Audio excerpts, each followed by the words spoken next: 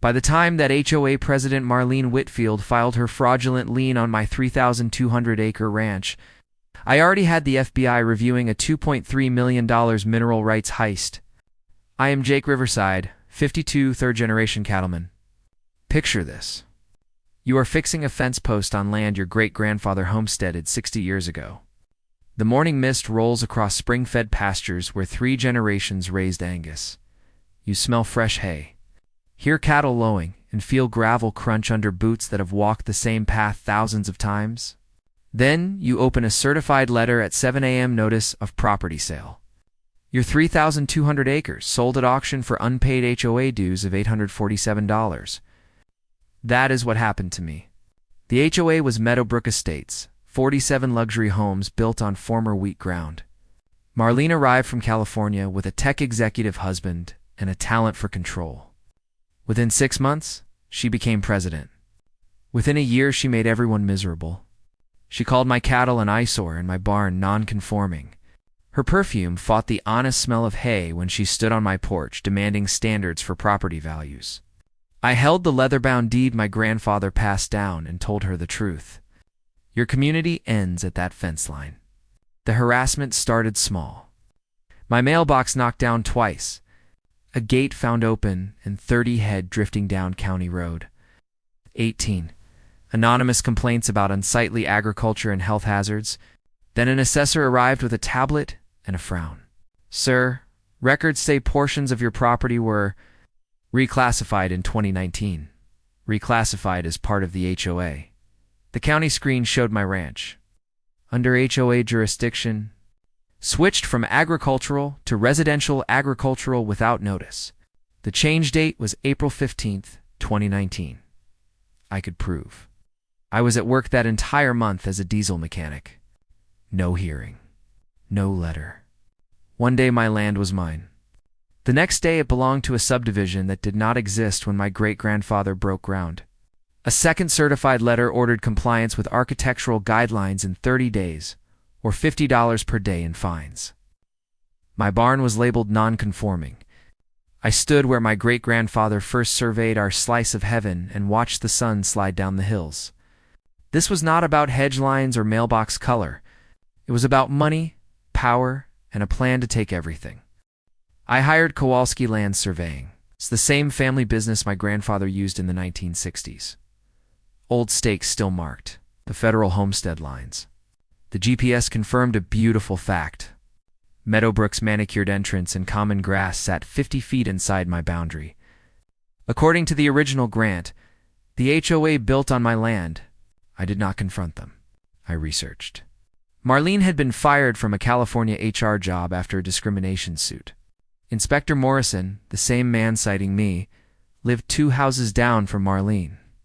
I filed a counter-complaint about their unpermitted storm drain and posted no trespassing signs through the middle of their showpiece entrance. When her Lexus squealed into my drive, I was ready with a manila folder. According to the survey, your main entrance has trespassed on my ranch for 5 years. The more interesting part is how county inspectors who live in your HOA keep finding violations on land you want. Her face went white.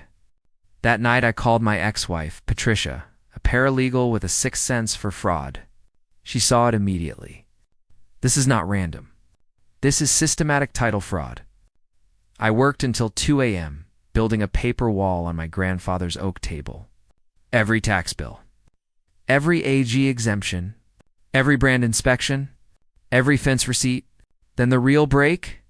Betty Morrison, 83, whose property backed my east fence, told me over coffee at Murphy's Diner that the same clerk and the same administrative corrections had hit her late husband's workshop and a neighbor's horse pasture. Sarah Bennett, a farm-raised real estate attorney, joined my team. Her title search found the smoking gun. Deputy County Clerk Rebecca Torres signed the correction that fed my ranch into the HOA registry. She lived on Meadowbrook Lane, 3 houses from Marlene, and posted photos from a Cabo vacation with Marlene on the exact week the correction was filed. Sarah found 3 other rural properties, nearly 800 acres total, shifted into HOA control between 2019 and 2021. Every one of those owners was away. or in crisis when the files changed. My cameras went up. Every conversation recorded, legal in my state. Every letter scanned, every delivery documented. If they wanted a paperwork war, I would bring an archive. Buck Hawkins, a retired state trooper and private investigator, followed the money.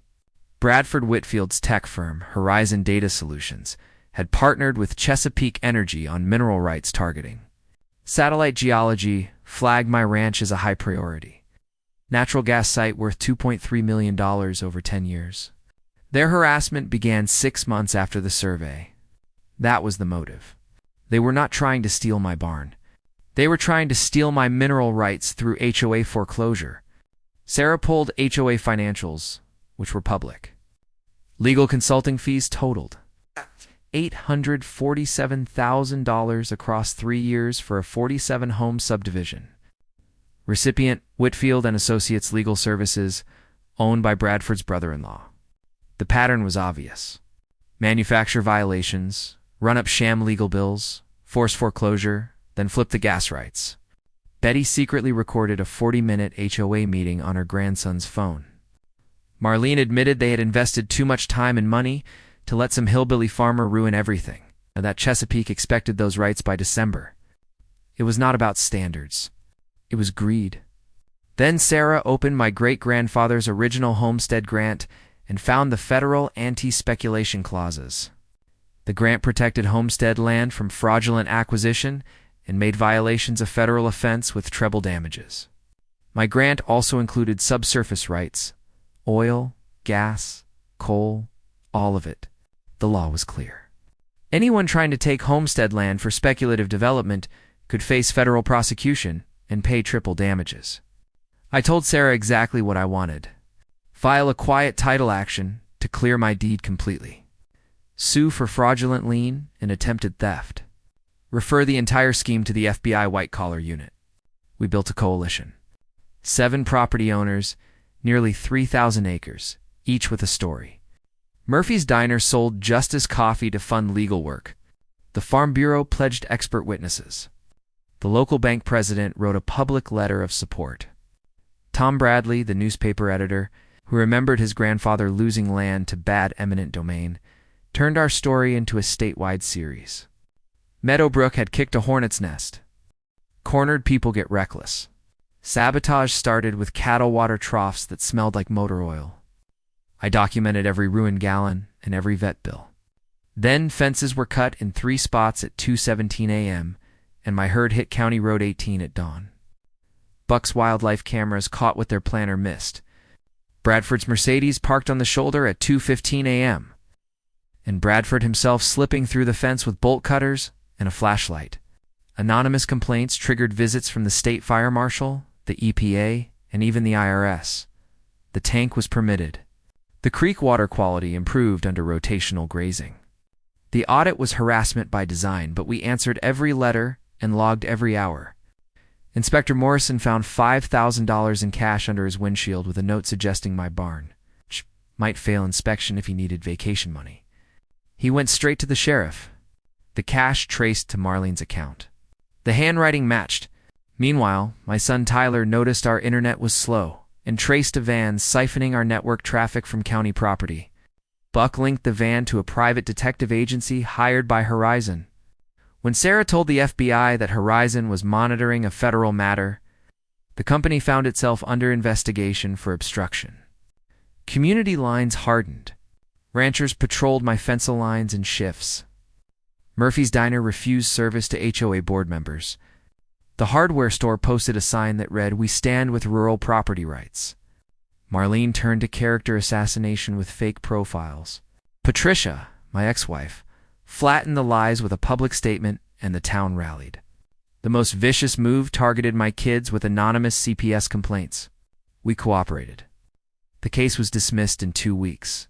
We documented every hour and every cost. Then came a settlement offer through an intermediary. $50,000 to drop our suits and transfer the mineral rights to Meadowbrook's development company. They offered chump change for a $2.3 million asset. We held a press conference in front of my great-grandfather's barn and declined on camera. Buck anticipated the next mistake and legally recorded Marlene on a call, telling the intermediary to threaten my children's college funds and move the transfer before the federal investigation got deeper.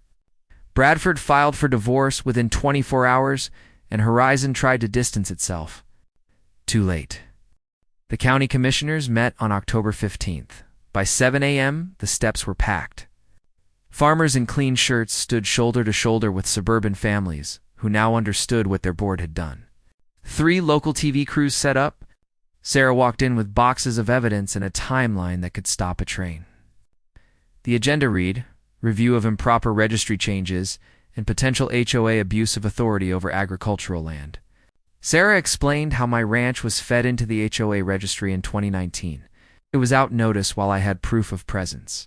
She showed the motive, a $2.3 million mineral rights target flagged by Chesapeake through Horizon. She showed the money trail of $847,000 in legal fees funneling to family.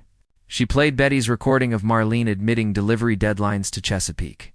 She showed photographs of contaminated troughs, cut fences, and the bribe to the inspector. Then she played the intermediary call with Marlene's voice telling them to threaten bankruptcy and college funds. The chamber went silent. Marlene tried to pivot with talk of community standards. The mask was off. From the back, FBI Special Agent Torres stepped forward and announced the arrest. Conspiracy to commit fraud, attempted theft of federal homestead land, in violation of the Racketeer Influenced and Corrupt Organizations Act. Cameras flashed as handcuffs closed. My statement was simple. This was never about me versus an HOA. This was about the right of American families to own land without corporate theft.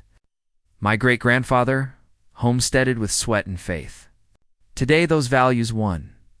6 months later, the legal picture was complete. Marlene pled guilty to federal conspiracy, received 18 months in prison and 3 years of supervised probation. Bradford's divorce settlement funded restitution. Deputy Clerk Rebecca Torres lost her job and faced charges for falsifying records. The county adopted the Riverside Protocol, requiring certified mail notice and a 30-day appeal before any registry changes. A civil judgment awarded me $347,000 in damages and fees. Chesapeake signed a legitimate lease for $2.8 million across 15 years. I established the Homestead Heritage Foundation to fund legal help for rural property owners. The first 12 cases won across 6 states. My ranch runs 50 head of premium Angus, with plans for organic certification and direct-to-consumer sales. Emma studies agricultural law and plans to clerk with Sarah. Tyler handles our digital security. Each October, we host Freedom Ranch Days to celebrate stewardship and property rights.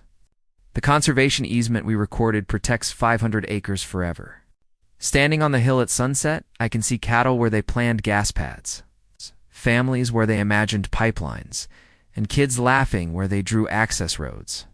If someone tries to sell your family's legacy for $847, do not take a deal. Build a case. Drop a comment with where you are watching from, and tell me your worst HOA story. Subscribe if you like seeing underdogs win against corrupt systems.